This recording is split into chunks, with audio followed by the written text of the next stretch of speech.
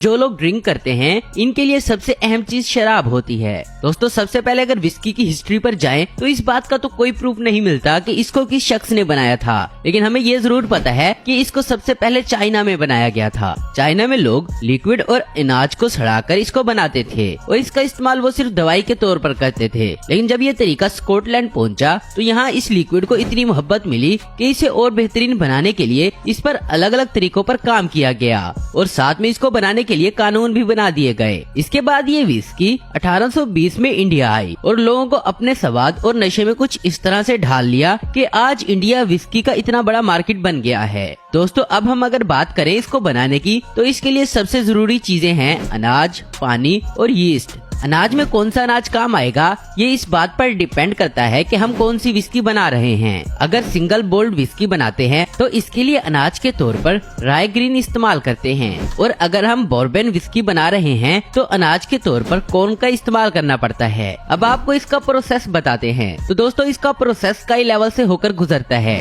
जिसमें सबसे पहले आता है सिलेक्शन एंड प्रिपरेशन। इस प्रोसेस में सबसे पहले ये तय किया जाता है कि हमें कौन सा अनाज लेना है और इसकी क्वांटिटी क्या होगी और पानी में कौन कौन से मिनरल की मौजूदगी होनी चाहिए, इस बात का भी ध्यान रखा जाता है। अगर पानी में लाइम मौजूद है तो इसकी मेकिंग प्रोसेस को काफी आसान कर देता है। इसके बाद हम आते हैं मेल्टिंग प्रोसेस पर। इस प्रोसेस को अगर पहले एक साइंटिफिक काम से समझे तो इसका मकसद होता है इस्तेमाल में आने वाला अनाज के एंजाइम को प्रोड्यूस करना, क्योंकि वही एंजाइम होते हैं जो अनाज में मौजूद स्टार्च को सेल्यूलो शुगर में बदलते हैं। इसके लिए सबसे पहले अनाज को पानी में भिगो लेते हैं।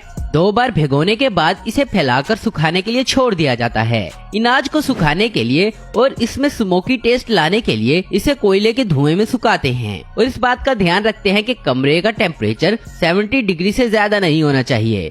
और इससे अगला प्रोसेस मैशिंग होता है, जिसमें सूख चुके एंजाइम वाले अनाज को अलग अलग रेशो में पीसने के लिए मिल में भेज देते हैं और इसे 3 तरह में पीसा जाता है। पहला थोड़ा मोटा और दूसरा इससे थोड़ा कम और तीसरा बिल्कुल आटे की तरह। और फिर इसमें पानी मिलाकर इन्हें आपस में मैश करते हैं। पानी मिलाने के बाद इसे पूरे सॉल्यूशन के टेम्परेचर में 40 से 80 डिग्री रखकर कुछ दिनों के लिए छोड़ देते हैं और इस सॉल्यूशन में कुल शुगर 20 से 30% होती है। इसके बाद इसे फर्मेंटेशन प्रोसेस में भेज देते हैं, जिसमें सॉल्यूशन में ईस्ट मिलाकर छोड़ देते हैं और यहीं से शुरू होता है अल्कोहल बनाने का असली सिलसिला। अब बारी आती है डिस्टिलेशन की।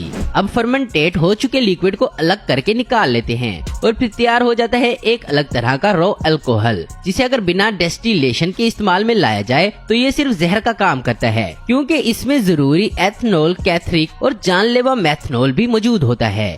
इसीलिए अब इस जहर से विस्की या कह लें कि एथनॉल को निकालने के लिए इस लिक्विड को कॉपर के बड़े बड़े कंटेनर में भरकर रखते हैं और अब एथनॉल 70 से 80 डिग्री पर ही एवोपोरेट होना शुरू हो जाती है और भाप बनकर ऊपर उठने लगती है। इसलिए इसे इसी टेम्परेचर पर गर्म किया जाता है और जैसे ही ये भाप बनकर ऊपर उठती है तो इसे एक पाइप के जरिए दूसरे कंटेनर में भेजते हैं, जहां इसे ठंडी हवा से गुजारते हैं, जिससे एथनॉल ठंडा होकर लिक्विड का फॉर्म ले लेती है। और इसी तरह से जो लिक्विड बाद में हमें मिलता है हम उसमें चेक करते हैं कि अल्कोहल सिर्फ 40 से 60% ही हो। अगर ऐसा है तो ठीक है, वरना अगर ज्यादा है तो इस लिक्विड में पानी मिलाकर इसे एक लकड़ी के बैरल में रख देते हैं और इस बैरल को अंदर और बाहर से एक मर्तबा जलाया गया होता है और ऐसा कहा जाता है कि इस बैरल में विस्की को तकरीबन 3 साल तक रखना चाहिए। लेकिन आजकल इसकी ज्यादा जरूरत की वजह से इन्हें 3 साल की बजाय डिस्टिलेशन के बाद ही मार्केट में लेबल लगाकर फरोख्त करने के लिए भेज दिया जाता है। लेकिन दोस्तों आज भी जो महंगी विस्की मार्केट में देखने को मिलती हैं, वो कहीं न कहीं इस बैरल में रखकर तैयार हुई होती हैं, क्योंकि विस्की के बारे में कहा जाता है कि ये जितनी ही पुरानी होती है उतना ही अच्छा टेस्ट देती है।